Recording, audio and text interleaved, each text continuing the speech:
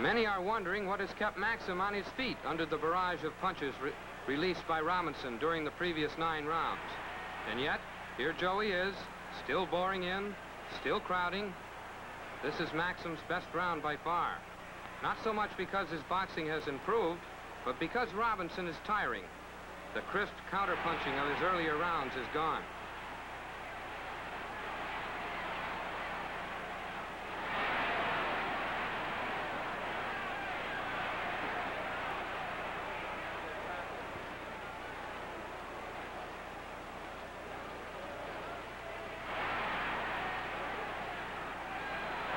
Robinson misses a right and drops his hands. Another indication that he's tiring under the oppressive heat.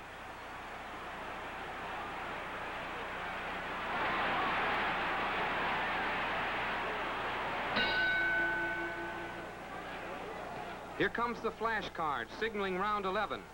But there's a great deal of commotion in the ring. Referee Ruby Goldstein is unable to continue. He's completely exhausted. That's Ray Miller climbing into the ring as his replacement.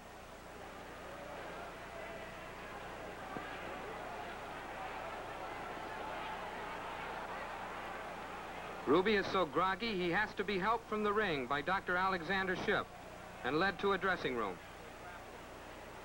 Ruby's through for the evening. Ray Miller, the new referee, as we begin round 11.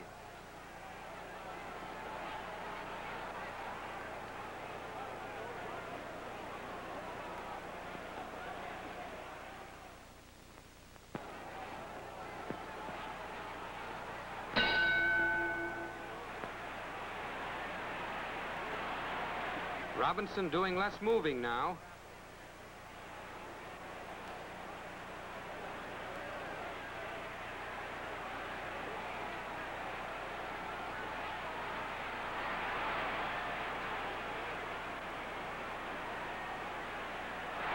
He tries a right to the head and barely grazes Joey's ear.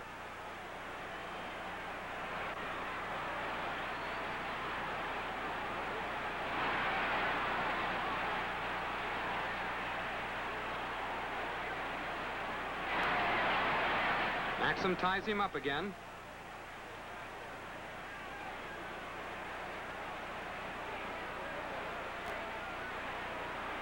Again, Robinson, after landing a left hook, drops his arms.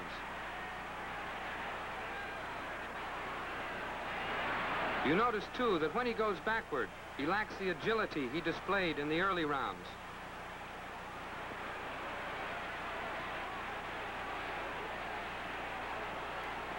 The Sugar Man is losing his bounce.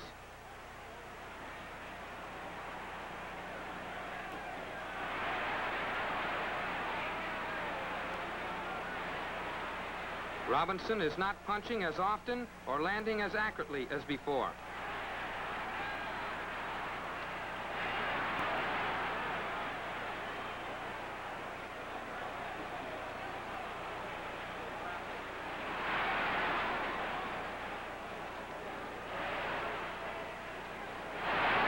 Maxim continues crowding in round 11, as he has from the very first bell.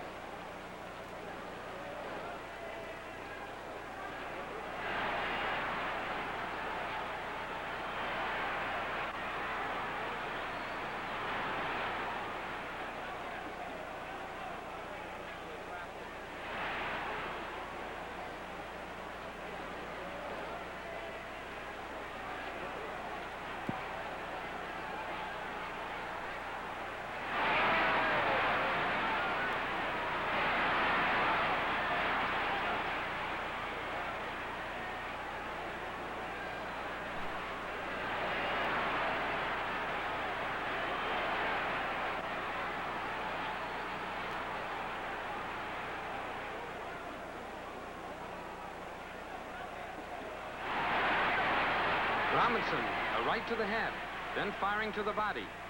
Somehow, after a poor 10th round, Robinson has tapped a hidden reservoir of stamina to become again the aggressor. He's exerting tremendous effort, as you can see. They fought after the bell then, and they touched gloves.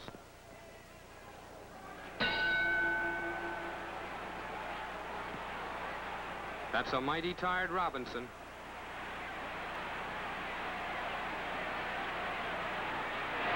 Round 12.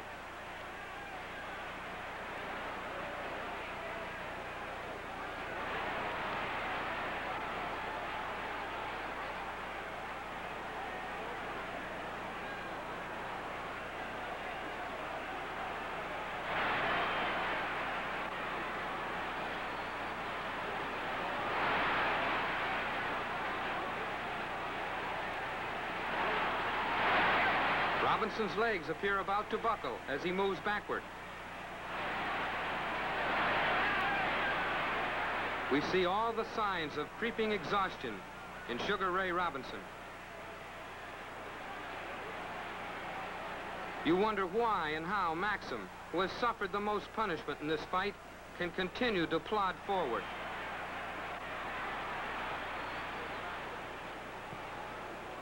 Robinson seems almost to be fighting on instinct now, and yet it's the instinct of greatness. Instinctively, he gives a shift to his shoulders, feinting and faking.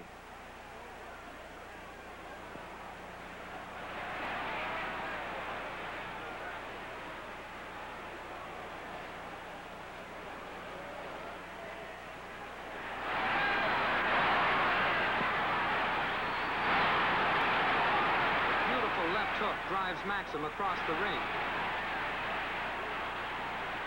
That uncanny reservoir of stamina showing up again in Robinson.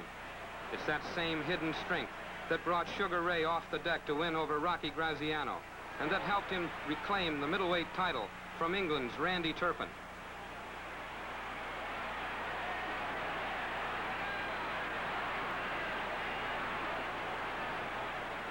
That head and shoulder feigning that Robinson displayed in the earlier rounds, and on occasion in the later rounds, is a technique of fighting that has become nearly a lost art, something you rarely see in the modern-day boxer. Robinson's really tired. For the most part, the sting has gone out of his punches.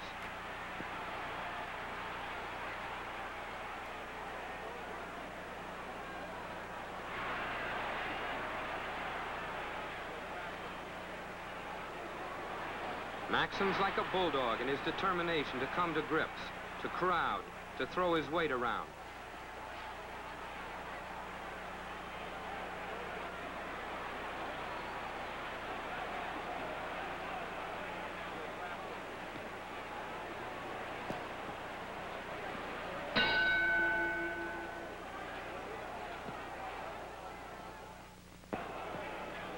Round 13. Destined to be the last in this scheduled 15-round bout for the world's light heavyweight crown. A tired challenger, Sugar Ray Robinson, in dark trunks, faces defender Joey Maxim, 15.5 pounds heavier than his opponent.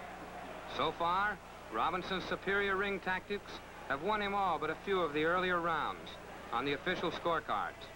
Now let's see how this ring classic ended, that stifling hot night of June 25th, 1952, in Yankee Stadium.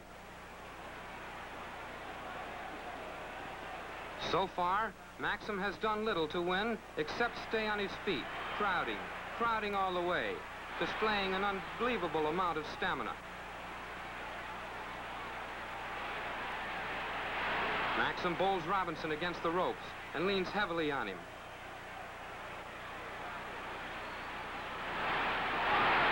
A left hook staggers Robinson.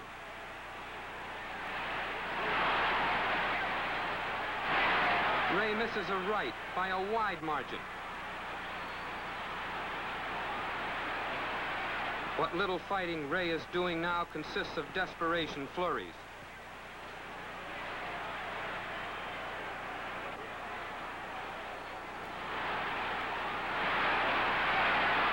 Now it's Robinson who's hanging all over Maxim, not to throw his weight around, but to gain support.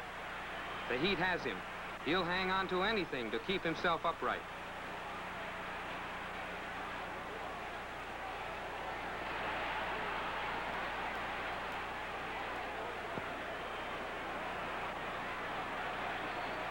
The plodding Maxim hasn't changed his style throughout the fight.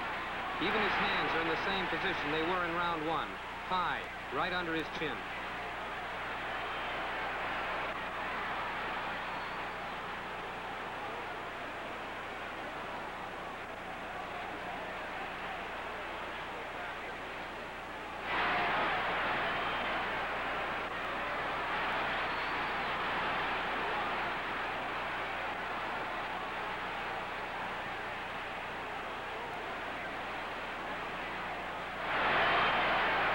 Robinson misses a right, slips, and falls flat on his face.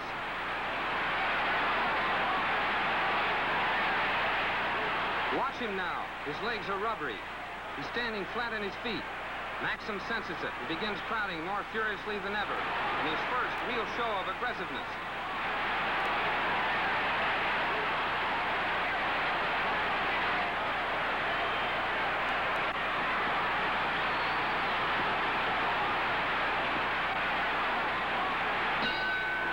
The end of the round, but they don't hear the bell. Referee Ray Miller separates them. Half unconscious, Robinson reels to his corner, aided by handlers Harry Wiley and Pee Wee Beale. Dr. Alexander Schiff in Robinson's corner, peering into the fighter's eyes for signs of shock or concussion. According to the rules of the New York State Athletic Commission, Maxim is awarded a technical knockout if Robinson's unable to answer the bell for the 14th round.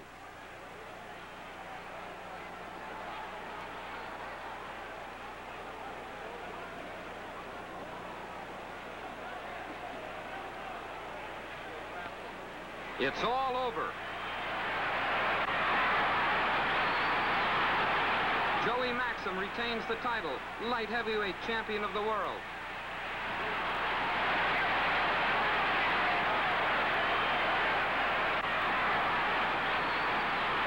Sugar Ray Robinson, unable to answer the bell for the 14th round, becomes a technical knockout victim, beaten down by the heat and frustrated by a man with almost superhuman stamina.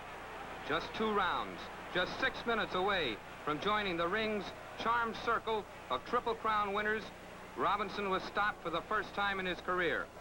As things turned out, and as Ray planned it, in fact, this was to be his last fight. The triumphant exit of one of the greatest scientific fighters the ring has ever produced. He retired, middleweight champion of the world, immediately after the big fight